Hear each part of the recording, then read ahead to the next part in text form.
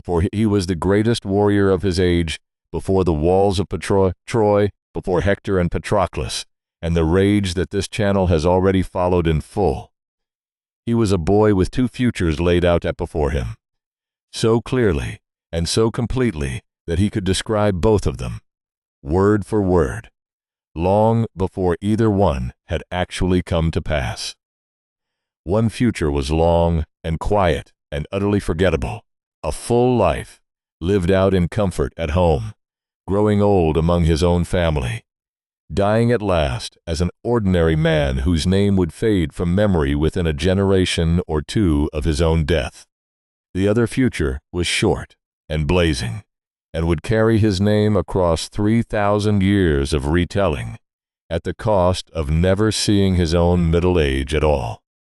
Most of us never learn, with any real clarity, which road our own life is actually going to take. Achilles knew from the time he was old enough to understand the words,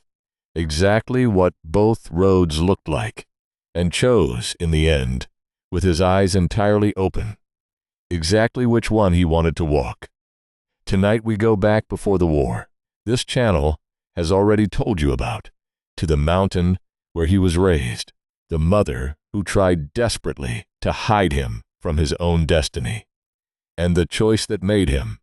long before he ever lifted a spear in anger, the man he was always going to become. We have already told the story of the wedding where this whole chain of events began, the marriage of the mortal king Pelias to the sea goddess Thetis, and the golden apple that a goddess of discord rolled into the middle of the feast, setting three goddesses to quarreling and, eventually, an entire war into motion. But we have also told, more recently, the other half of that same story, the reason Thetis was ever married off to a mortal man in the first place, rather than becoming the bride of Zeus himself, who had once desired her as fiercely as he desired any woman in these old tales. It was Prometheus, chained to his mountain, and holding a secret even the king of the gods did not possess, who knew the prophecy that made Thetis too dangerous a match for any god to risk, that any son she bore would grow to surpass his own father entirely.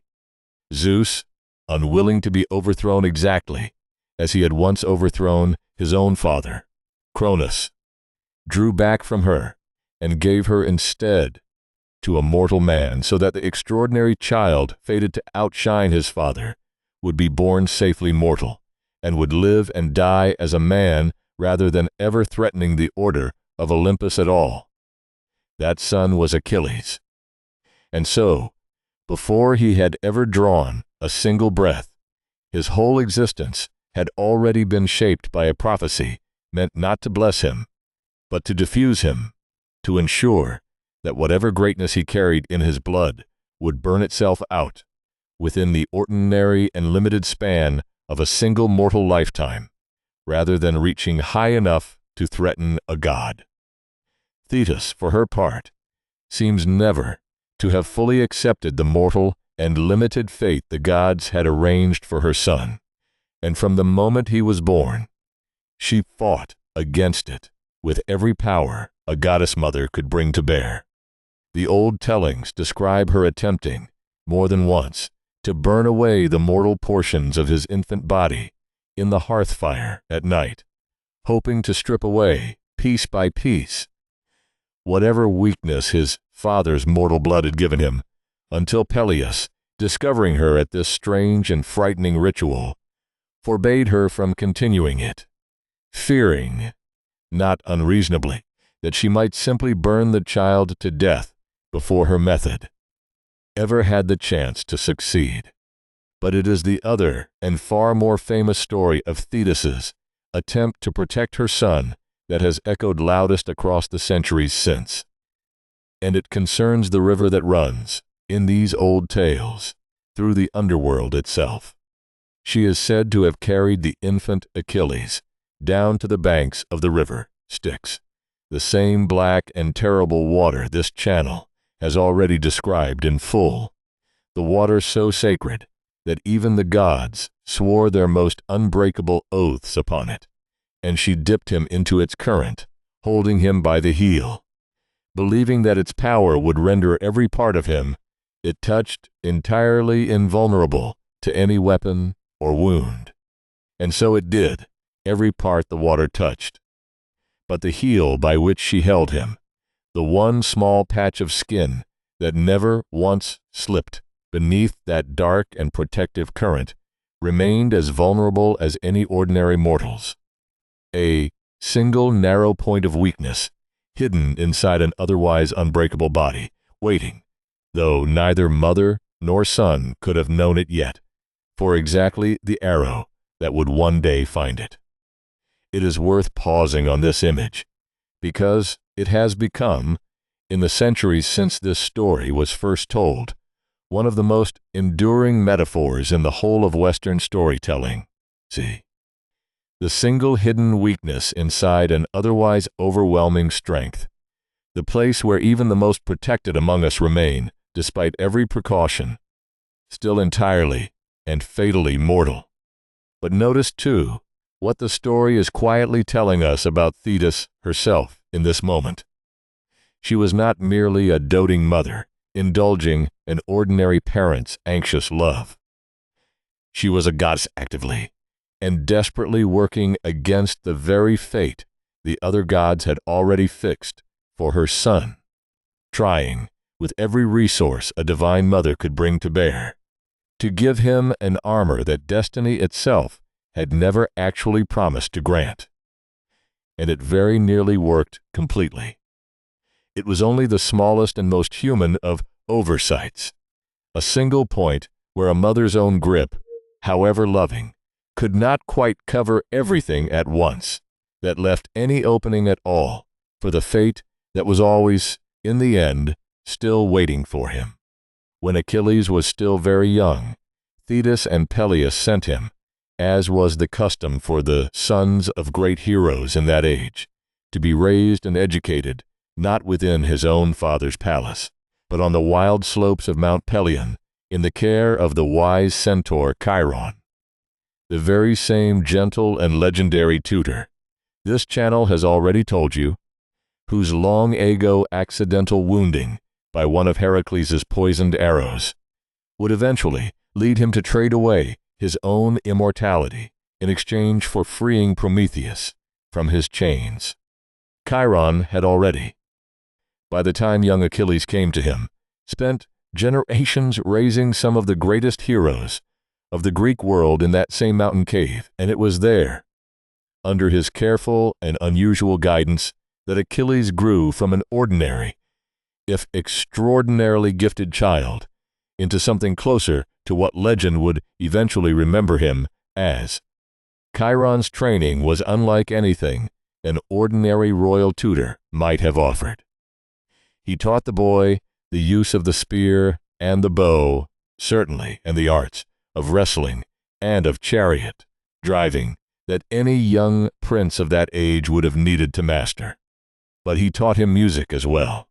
and the healing arts, the same medicine that had once made Chiron himself the most gifted physician among mortals and immortals alike, so that Achilles grew up understanding not only how to wound, but how to heal a wound as well, a skill that would prove, in the long years of war still ahead of him, more valuable to his companions than perhaps even his own poets fully appreciated at the time. And the old and stranger tellings add one further detail to this mountain education, a detail meant, quite deliberately, to mark Achilles as something beyond even an ordinarily gifted student. Chiron is said to have fed the boy on a diet unlike any other child's, the marrow of lions, and the entrails of wild boars, and the flesh of bears. Food meant not merely to nourish an ordinary body, but to instill, quite literally, the courage and the raw physical fury of the fiercest creatures of the wild directly into the growing hero's own blood and bone. Whether we read this as literal fact, or as the old poet's particular way of describing an unusually fierce and formidable temperament, taking shape in a young boy. The message underneath it is the same. Achilles was being raised quite deliberately to become something far beyond the ordinary measure of a mortal man. And it was during these same years on Mount Pelion, according to some of the old tellings, that the prophecy which would shape the whole rest of his life was first spoken aloud in his own hearing,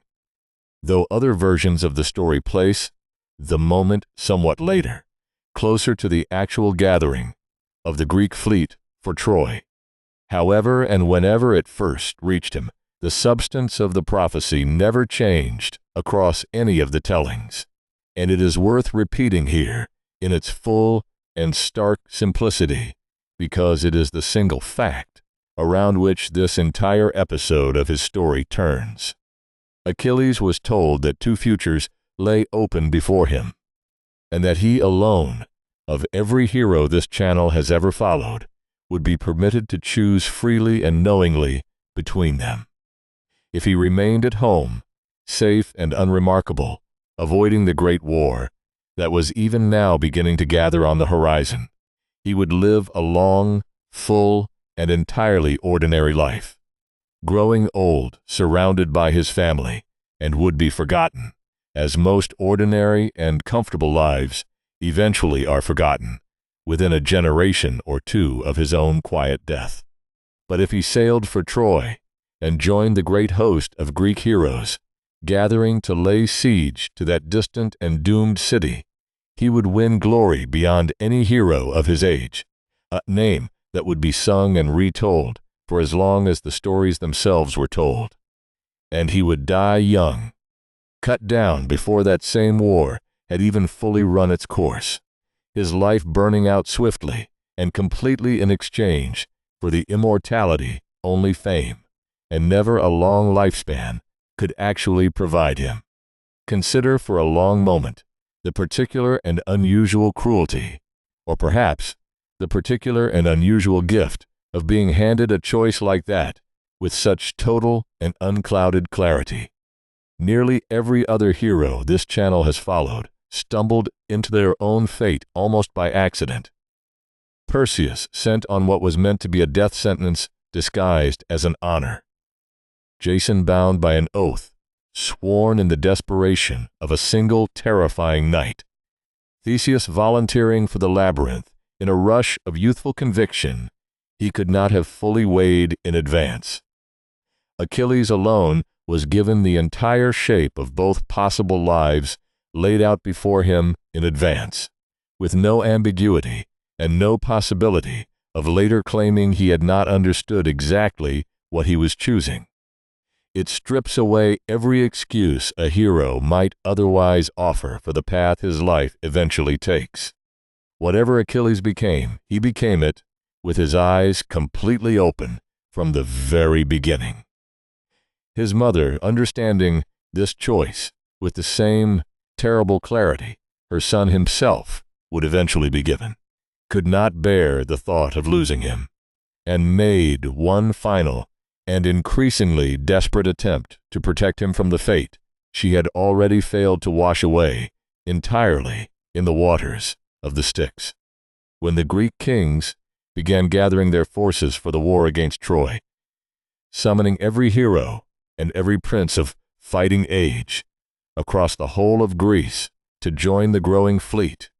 Thetis took her son, still only a young man on the very edge of that fateful choice, and hid him away on the island of Skyros, disguising him in women's clothing and placing him among the many daughters of King Lycomedes, hoping that if the recruiters searching for heroes could not find him at all, the choice he was fated to make might simply never come due. It is worth pausing on the strangeness of this particular hiding place, because it tells us something important about how completely Thetis was willing to bend the ordinary rules of gender and identity in that world, simply to buy her son a few more years of ordinary and unremarkable safety. Achilles, dressed and presented as one of Lycomedes' own daughters, lived among the king's household for some time undetected, and in that disguise, by most of the old tellings, he formed a close and eventually intimate relationship with one of the real princesses, Deidamia, a relationship that would in time produce a son of his own, Neoptolemus, who would grow up never truly knowing his father, and who would himself, years later, be summoned to finish the war his father did not live to see completed. Even in hiding, even disguised, as someone he was not, the shape of Achilles' fate continued, quietly asserting itself underneath the surface of his mother's careful concealment. But the Greek commanders, needing Achilles for the war effort, for it had already been prophesied, separately from his own personal choice of fates, that Troy could never actually fall without him, were not so easily thwarted, and it was Odysseus, the same clever king of Ithaca, whose cunning this channel has already followed, through the long story of the Trojan War and the wooden horse, who finally devised the trick that would unmask him. Odysseus traveled to Skyros, disguised as a traveling merchant, and presented himself before Lycomedes' household, bearing a selection of fine goods for the young women of the court to admire. Jewelry and fine cloth and delicate ornaments of the kind any royal daughter might reasonably be expected to desire. But hidden among these ordinary and expected treasures, Odysseus had placed a sword and a shield, weapons entirely out of place among a merchant's wares meant for young women, and he watched carefully to see how each of the gathered girls responded to the display laid out before them. The real daughters of Lycomedes, exactly as Odysseus had anticipated, reached eagerly for the jewelry and the fine fabric, admiring the beauty of the ornaments with the natural and unguarded interest any young noblewoman of that age might show. But one figure among them, without pausing to think, without any hesitation at all, reached instead for the sword, gripping its hilt with an instinctive familiarity that no ordinary court maiden could ever have possessed. Some of the old tellings add a further and more dramatic detail to the trick, that Odysseus arranged for a trumpet blast to sound suddenly outside, an alarm meant to suggest an attack upon the palace, and that in the confusion and adrenaline of that false alarm, it was Achilles alone among all the disguised princesses who instinctively snatched up the weapon and moved to defend the household, giving himself away completely in a single unthinking and entirely revealing motion. However exactly the moment unfolded, the outcome was the same. Achilles was found. His disguise, and whatever additional years of ordinary and hidden safety his mother had hoped to buy him, fell away in a single instant, and the choice that had been waiting for him all along could no longer be postponed. And here the story reaches its true and quiet center, the moment this whole episode has been building toward from its very first line. Achilles, unmasked at last, did not resist or protest or beg to remain in hiding a little longer. By every old account, he accepted the discovery almost readily, as though some part of him had been waiting all along for exactly this excuse to finally step forward into the fate he had always known was his to choose. He left Skyros and Deidamia and the infant son he would likely never properly raise, and joined the gathering Greek fleet at Aulis, and sailed, in time for the shores of Troy, choosing, with his eyes as open as they had ever been, the short and blazing road over the long and forgettable, one exactly as the prophecy had always said he might. It is worth returning, one final time, to the particular shape of that choice, because it is easy, knowing how his story eventually ends beneath the walls of Troy, to read this decision simply as tragic, a young man walking willingly toward his own early death. But the old Greeks who first told and retold this story clearly meant for us to hear something more complicated than simple tragedy in it. Achilles was given a choice that almost no other mortal in these old tales was ever granted: the chance to see, with total clarity, exactly what a long and comfortable life would look like, and exactly what a short and glorious one would cost,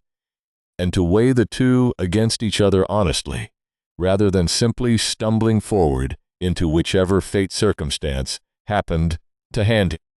And he chose glory, and the price that glory demanded. Not out of ignorance or youthful recklessness, but with the same clear-eyed understanding that Prometheus, chained to his own mountain in an earlier story on this channel, once brought to his own far different and far more patient choice. Two very different heroes, two very different kinds of defiance, one choosing an eternity of endurance rather than surrender a single secret, and the other choosing a swift and burning brilliance rather than accept a long and remarkable safety, and both, in their own ways, refusing to let fear of the cost make the choice for them instead. And so we return, at the end, to the question this quiet and formative episode of a much larger story was built to ask. What does it mean to know, with total and unclouded certainty, exactly what your own two possible futures actually look like, and to choose between them anyway, rather than simply letting life decide for you? Most of us are never offered anything so clear. We stumble forward, as nearly every other hero this channel has followed. Once stumbled forward, guessing at the shape of our own fate, discovering only in hindsight which road we actually chose and what it actually cost us. Achilles alone was spared that particular uncertainty, and given, instead, the far harder gift of total foreknowledge. And what he did with that gift, choosing brilliance over length, memory over comfort, tells us something about what an entire civilization once believed a truly examined life ought to be willing to risk. Rest now. Let the wild slopes of Pelion fall quiet in the gathering dark. The centaur's fire banked low, and somewhere out, on the water, if you listen closely, let a young man's ship still be sailing, steady and certain, toward the fate he chose. For himself, with his own eyes wide open, long before the story that made him famous had even properly begun.